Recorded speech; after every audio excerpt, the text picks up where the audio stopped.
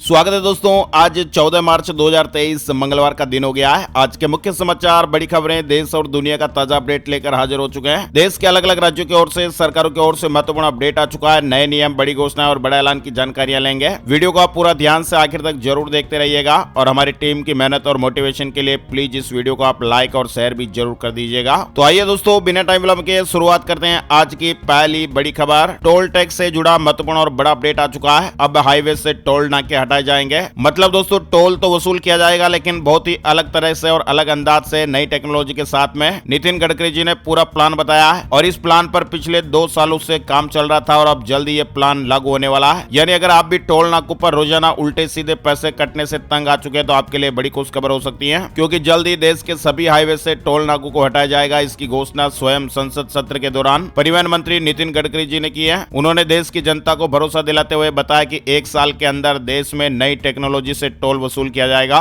Fast tag system को खत्म किया जाएगा। नई तकनीक लाई जाएगी जिससे सिस्टम में पारदर्शिता आएगी। इसके अलावा कई बार टोल नाकों पर लगे कैमरे फास्ट टैग को रीड नहीं कर पाते हैं, इससे भी टाइम वेस्ट होता है। कई तरह की समस्याएं हैं जिसे गंभीरता से लेते हुए सरकार ने नई व्यवस्था को शुरू करने का प्लान बनाया ताकि सिस्टम में पारदर्शिता बनी रहे, लोगों को परेशानी ना हो, गाड़ियां रुके नहीं ताकि समय वेस्ट नहीं हो। नई योजना लागू होने के बाद टोल पर रुकने से भी मुक्ति मिल जाएगी। बड़ी खबर आ रही है दोस्तों अमेरिका को लेकर। अमेरिका में लगातार 2 बैंक डूब गए हैं। यानी आपको मालूम ही होगा, सिलिकॉन वैली बैंक के बाद अब अमेरिका का दूसरा बैंक भी डूब गया है। अमेरिका में सिलिकॉन वैली बैंक के बाद एक और बैंक पर रेगुलेटर्स ने ताला लगा दिया है। सिग्नेचर बैंक है जिसे बंद कर दिया गया है। यानी 1 सप्ताह के भीतर अमेरिका में 2 बैंकों का बिखर जाना किसी भी देश के लिए काफी भयावह स्थिति पैदा करने के लिए काफी होता है और इसे आर्थिक मंदी की शुरुआत के तौर पर भी देखा जा रहा है। बैंकों के क्रैश होने की खबर के बाद दुनिया भर के शेयर बाजार में ब्लड बाथ होते देखा गया। ग्लोबल मार्केट में भारी गिरावट हुई है। बैंक अमेरिका में डूबे हैं, लेकिन झटके से भारतीय शेयर बाजार भी बिखरा है। सेंसेक्स 1000 अंक टूट गया। चलिए आगे बढ़ते हैं। बड़ी खबर खेल जगत से जुड़ी हुई है। भारत में 15 महीने बाद कोई टेस्ट मैच ड्रा हुआ है। लगातार चौथी बार border Gavaskar trophy team India के नाम हो गई है। यानी भारत और ऑस्ट्रेलिया के बीच 4 मैचों की टेस्ट सीरीज का चौथा मुकाबला ड्रा हो गया।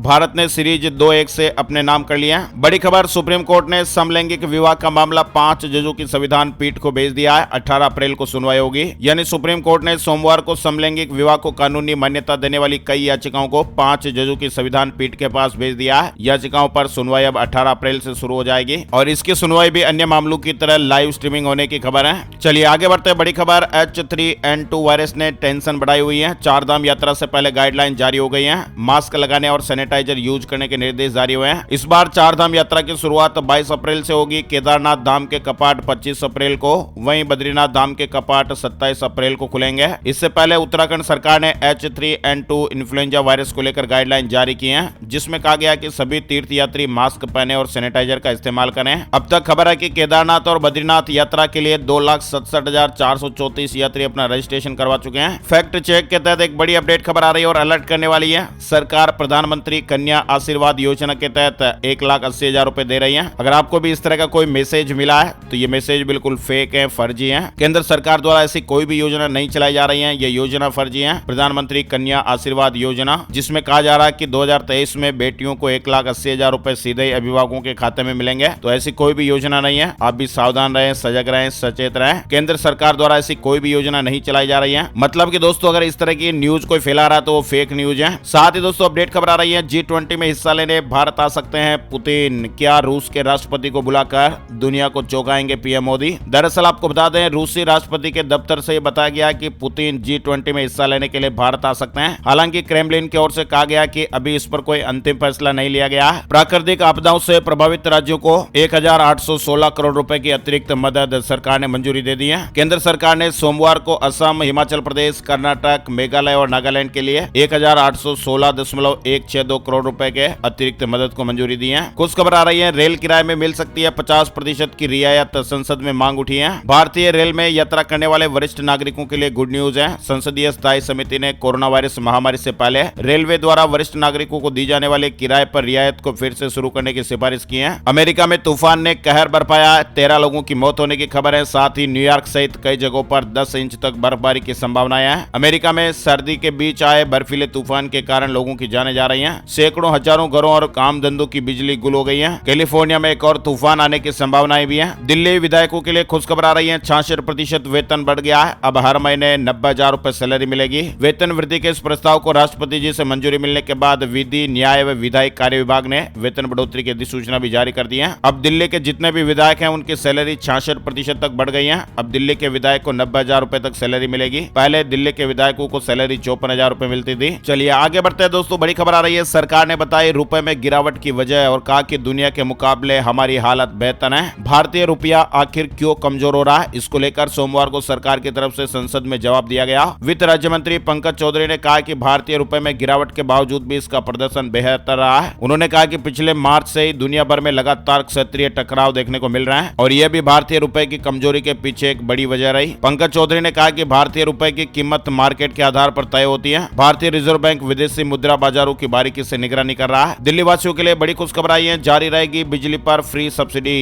केजरीवाल सरकार की तरफ से दिल्ली वासियों के लिए गुड न्यूज है। दिल्ली सरकार ने साफ कर दिया कि मौजूदा बिजली पर सब्सिडी ले रहे हर वर्ग के उपभोक्ताओं की सब्सिडी जारी रहेगी। उत्तर प्रदेश से जुड़ी बड़ी खबर, सरकारी मेडिकल कॉलेजों में MBBS की 1300 सीटें बढ़ेंगी। शैक्षणिक सत्र 2023-24 से बढ़ोतरी का फायदा मिलेगा। यानी प्रदेश के सरकारी मेडिकल कॉलेजों में MBBS कोर्स की 1300 सीटें बढ़ने का यह महत्वपूर्ण अपडेट है। नए शैक्षिक सत्र 2023-24 से 13 नए मेडिकल कॉलेजों का संचालन शुरू होगा। भोपाल गैस त्रासदी के पीड़ितों के लिए मुआवजे राशि बढ़ाने की याचिका पर सुप्रीम कोर्ट मंगलवार को फैसला सुनाएगा। इस तरह की खबर है। 1984 के भोपाल गैस त्रासदी में पीड़ितों के लिए मुआवजे की राशि बढ़ाने के लिए केंद्र की क्यूरेटिव याचिका पर सुप्रीम कोर्ट में 5 जजों की संविधान पीठ मंगलवार को फैसला सुनाएगी। 12 जनवरी को 5 जजों के संविधान पीठ ने लगातार 3 दिनों तक सुनवाई के बाद फैसला सुरक्षित रखा था। विद्यार्थियों के लिए, युवाओं के लिए, जॉब की तैयारी कर रहे अभ्यर्थियों के लिए बड़ी खुशखबर आ रही है। कर्मचारी चयन आयोग 1 अप्रैल को CGL परीक्षा का नोटिफिकेशन जारी करेगा। आवेदन 1 मई तक लिए जाएंगे। यानी वर्ष 2023 की CGL परीक्षा की तैयारी में जुट रहे लाखों उम्मीदवारों के लिए अपडेट है। तारीखों का ऐलान हो गया है। बिहार से बड़ी खुशखबर आ रही है। पुलिस कर्मियों को इलाज के लिए मिलेगा 3 लाख रुपए तक का ब्याज मुक्त कर्ज। मुख्यालय ने अधिसूचना जारी कर दी है। खबर है कि बिहार पुलिस के पदाधिकारियों और कर्मचारियों को गंभीर रोगों के इलाज के लिए तत्काल 3 लाख रुपए का ब्याज मुक्त कर्ज मिलेगा। पुलिस परोपकारी कोष से यह राशि दी जाएगी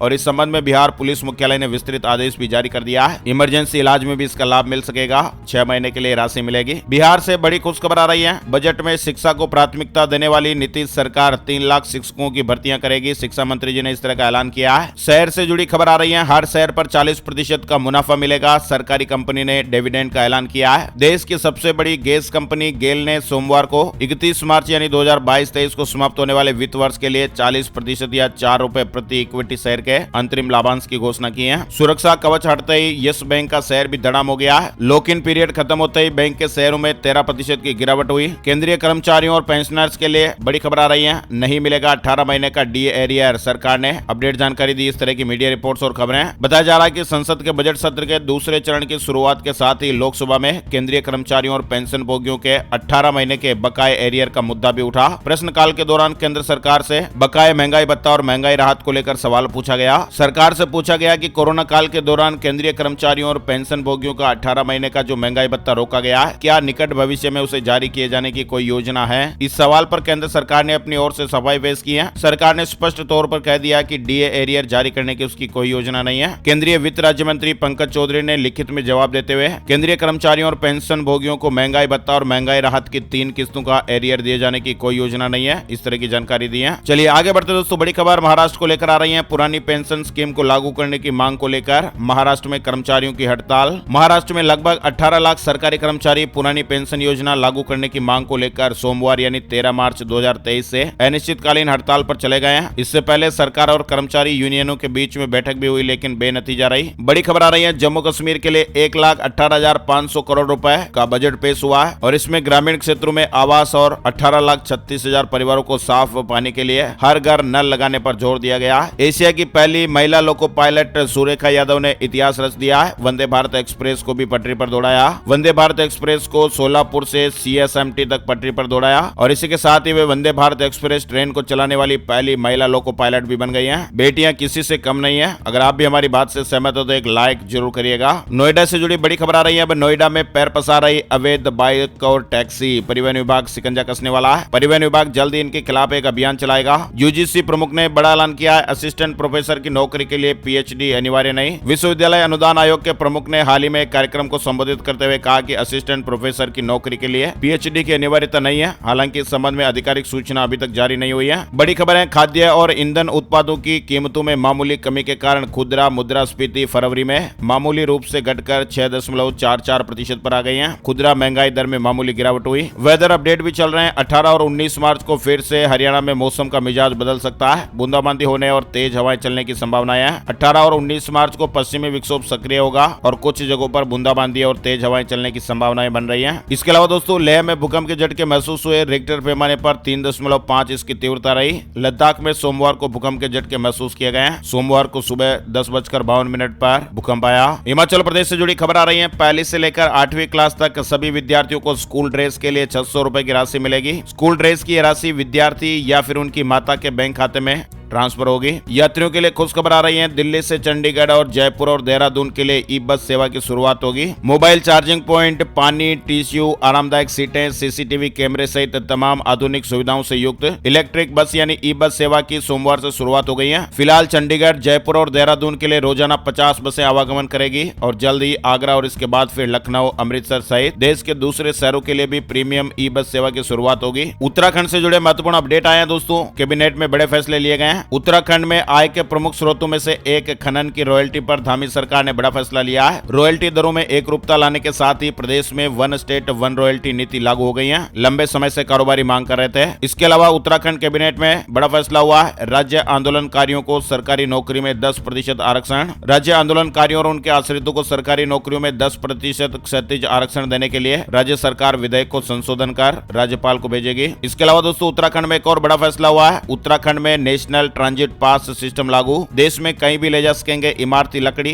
उत्तराखंड में वनों की इमारती लकड़ियों को देश में कहीं भी ले जाना अब आसान होगा। सोमवार को कैबिनेट की बैठक में केंद्र सरकार की ओर से तैयार राष्ट्रीय पारागमन पास प्रणाली लागू करने की मंजूरी दे दी गई है। यानी अभी तक प्रदेश से बाहर जाने वाली या बाहर से आने वाली इमारती लकड़ियों के मामले में हर राज्य में प्रवेश से पहले नया रवन्ना बनाना पड़ता था। अब इमारती लकड़ी, बांस और अन्य लघु वन उपज के लिए वन कार्यालयों में बिना ट्रांजिट परमिट जारी किया जा सकेगा। वहीं उत्तराखंड कैबिनेट में सौर ऊर्जा प्रोजेक्ट लगाने वालों को भी सरकारी राहत मिलेगी। इस तरह का बड़ा फैसला लिया गया है। नई सौर ऊर्जा नीति पर सोमवार को कैबिनेट की मुहर लग गई है। इसके अलावा उत्तराखंड में विधायक निधि में भी बम्पर इजाफा हुआ है। उत्तराखंड की कैबिनेट ने फैसला लिया कि महिला मंगल दल को मिलने वाली राशि को 25 लाख रुपए से बढ़ाकर 40 लाख रुपए कर दिया गया है। कैबिनेट बैठक में विधायक कोष को बढ़ा दिया गया है। अब विधायकों को 5 करोड़ रुपए मिलेंगे और इसके साथ ही कैबिनेट की बैठक में निर्णय हुआ कि राज्य के मंदिरों के सौंदर्यीकरण के लिए 25 लाख रुपए की जगह 50 लाख रुपए एक साल में दिए जाएंगे और मंगल दल को जो राशि मिलती है उसको 25 लाख रुपए से बढ़ाकर 40 लाख रुपए किया गया है। चलिए आगे बढ़ते दोस्तों। अपडेट खबर, अब बड़े अस्पताल खोल सकेंगे मेडिकल कॉलेज, केंद्र सरकार नियमों में छूट देगी। वहीं उत्तराखंड में 38वें राष्ट्रीय खेल होंगे, भारतीय ओलंपिक संघ ने मुहर लगा दी है। इसके अलावा अलर्ट करने वाली खबर भी आ रही है। ईडी क्रिप्टो करेंसी से संबंधित कई मामलों की जांच कर रही है। सरकार ने इस तरह की जानकारी दी है। वहीं राजस्थान जयपुर से जुड़ा महत्वपूर्ण अपडेट आ रहा है। नए भवनों पर अब नहीं मिलेगा वास्तु दोष।